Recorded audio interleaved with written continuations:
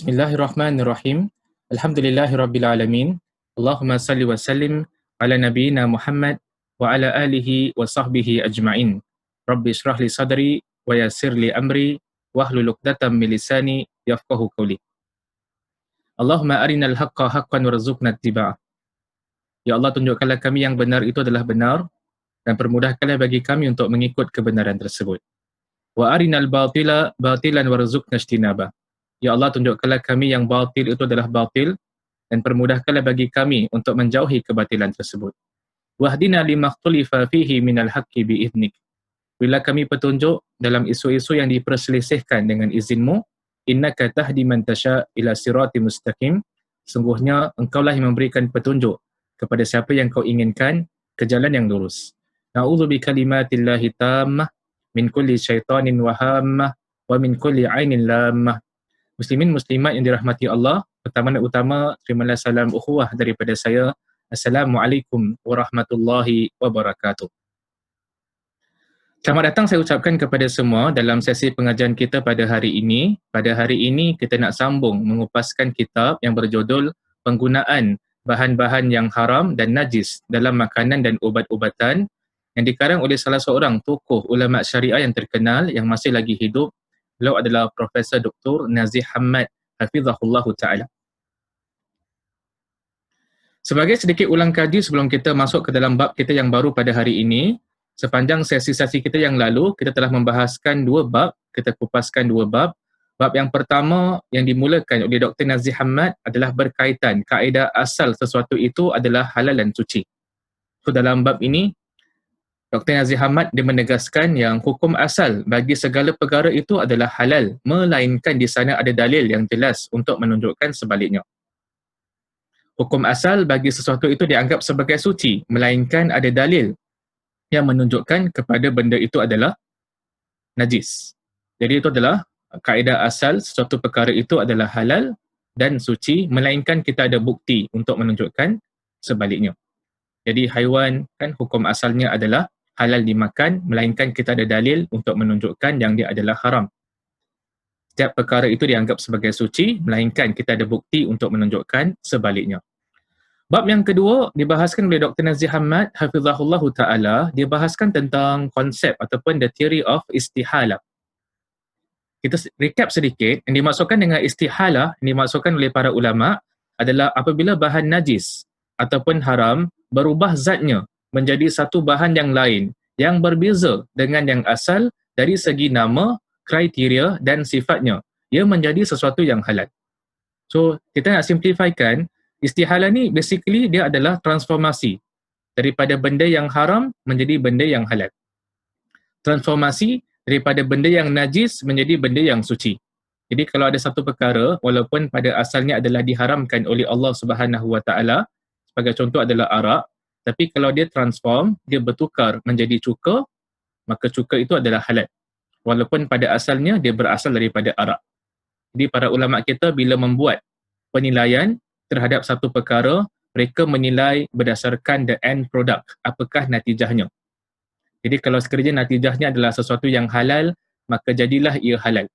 Walaupun pada asalnya dia adalah haram. Kalau natijahnya adalah sesuatu yang suci, maka jadilah dia suci walaupun pada asalnya dia adalah sesuatu yang najis. Jadi bila berlaku transformasi, maka yang dia dijadikan sebagai kayu ukur adalah the end product, natijahnya, dan bukan perkara asal, hukum asal ataupun perkara asal benda tersebut. Itu adalah tentang istihalah. Kan orang Inggeris mereka mengatakan transformation of impurities into purities. Pada sesi kita pada hari ini, kita nak masuk ke dalam bab yang baru insya-Allah Ta'ala. Kita nak masuk ke dalam bab yang ketiga yang dibahaskan oleh Dr. Nazih Hamad Hafizahullah Ta'ala. Pada bab yang ketiga, Dr. Nazih Hamad dia dedahkan kepada para pembaca, para penuntut ilmu berkenaan dengan satu lagi teori yang baru yang dipanggil sebagai teori istihlaq ataupun teori hancur zat. Jadi kita nak lihat sedikit apakah yang beliau maksudkan dengan teori istihlaq ni. Dr. Nazih Hamad dia mulakan perbahasan pada bab yang ketiga ini dengan menjelaskan makna perkataan istihlak sebagaimana yang digunakan oleh para ulama fikih kita. Menurut Dr. Nazih Hamad, di sana ada sekurang-kurangnya dua pengertian perkataan istihlak. Pandangan yang pertama ataupun makna yang pertama, perkataan istihlak ini membawa erti sesuatu zat hancur setelah bercampur dengan zat yang lain. Satu zat itu hancur setelah bercampur dengan zat yang lain.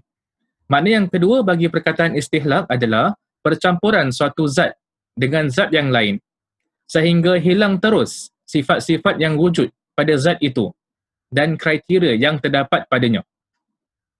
Jadi zat bercampur dengan zat yang lain dan kemudian dia hilang sifat-sifatnya. Itu dipanggil sebagai istihlak. Jadi satu zat bercampur dengan zat yang najis sebagai contoh, dia bercampur dengan zat yang suci.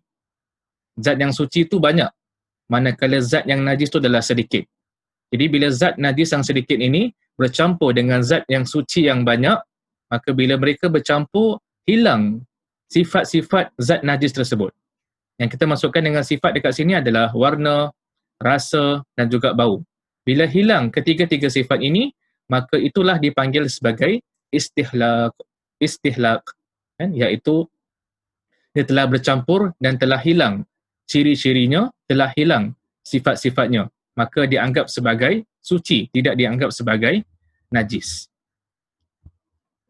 Dr. Nazih Hamad hafizahullah ta'ala, dia menjelaskan dengan lebih detail tentang konsep teori hancur zat ini ataupun istihlak dengan kata-katanya dalam kitabnya. Dia mengatakan sedikit zat yang diharamkan mengambilnya ataupun najis bercampur dengan zat yang baik, halal dan banyak sehingga hilang sifat-sifat haram yang bercampur dengannya seperti rasa, warna dan baunya.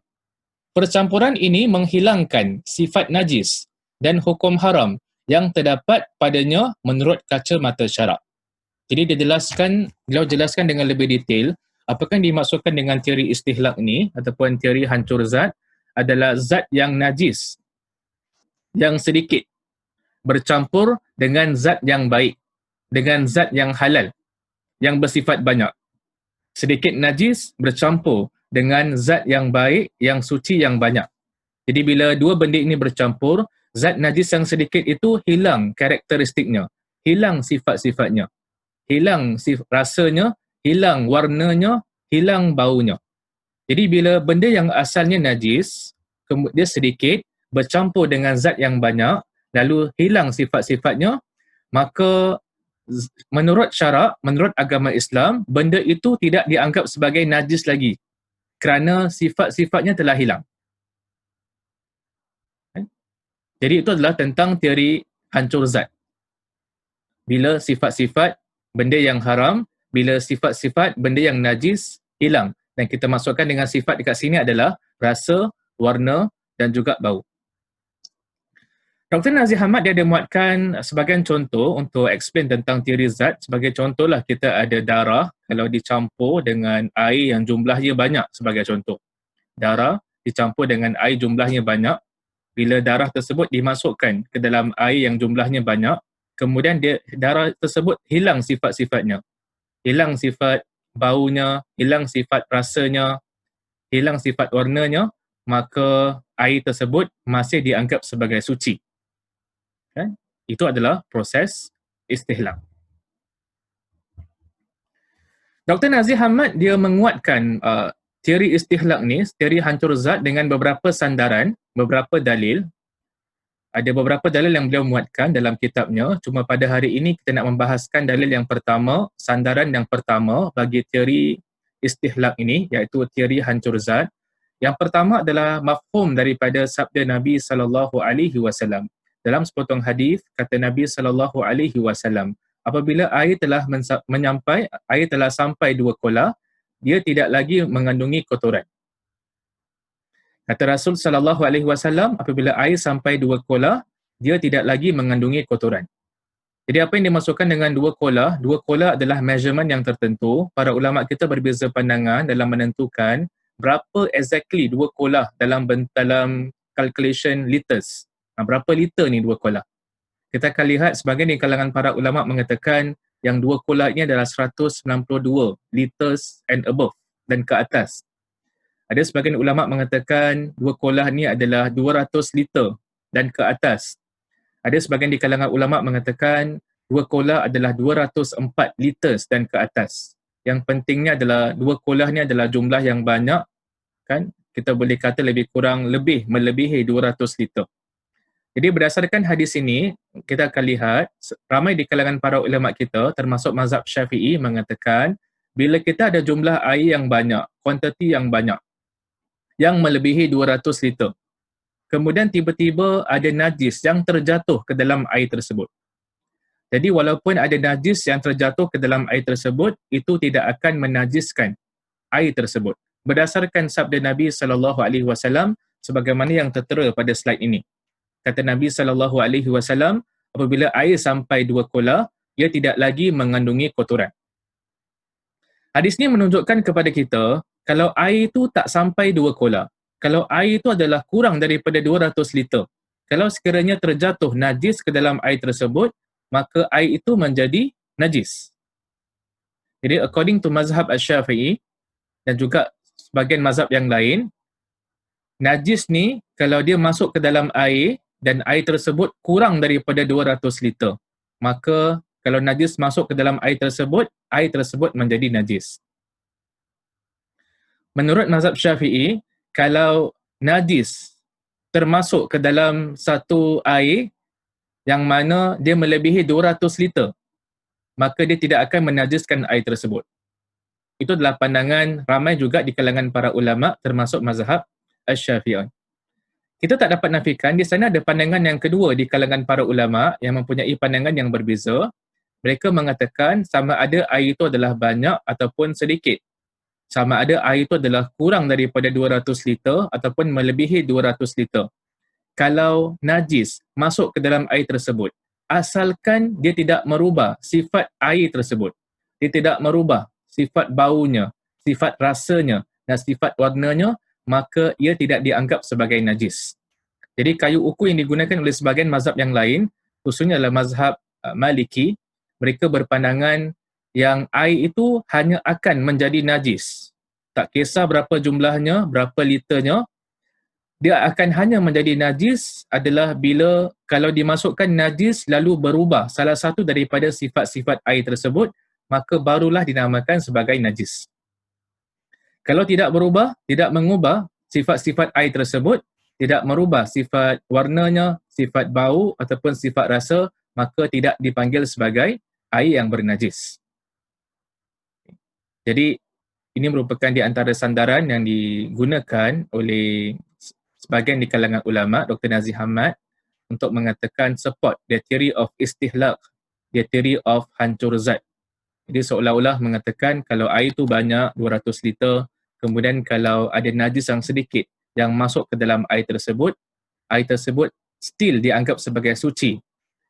Kemasukan najis itu tidak memberikan pengaruh kepada air itu kerana jumlah air itu adalah banyak. Jadi seolah-olah najis yang sedikit itu bila masuk ke dalam air, dia tidak merubah sifat air tersebut, bahkan sifat najis tersebut yang hilang. Dan sifatnya daripada bau, sifat rasanya, kan, sifat bau, warna dan rasanya hilang, maka air tersebut masih dianggap sebagai suci. Itu yang perbincangan berkaitan dengan istihlaq, kan, iaitu kita nak rumuskan sesi kita pada hari ini. Istihlaq, teori hancur zat adalah apabila kuantiti yang sedikit daripada najis masuk ke dalam kuantiti yang banyak zat yang suci, maka percampuran itu tidak menajiskan, kan, air tersebut, zat tersebut. Kerana apa? Kerana zat najis tersebut telah hilang sifat-sifatnya. Sifat rasanya, sifat baunya dan juga sifat warnanya. Okay? Jadi saya rasa pada hari ini saya nak berpada setakat di sini terlebih dahulu. Teori hancur zat, kan, adalah yang dikupaskan oleh Dr. Nazir Hamad. Beliau baru mengupaskan tentang dalil yang pertama. InsyaAllah pada sesi yang berikutnya kita nak lihat kepada dalil-dalil yang seterusnya yang dikemukakan oleh Dr. Nazir Hamad untuk menyokong tentang teori istihlaq ini. Jadi pada hari ini saya berpada setakat di sini. InsyaAllah kita bertemu pada lain kesempatan. kita tutup dengan tasbih kafarah. Subhanakallahumma wa bihamdika asyhadu an la ilaha illa anta astaghfiruka wa atubu ilaik. Sekian, Assalamualaikum warahmatullahi wabarakatuh.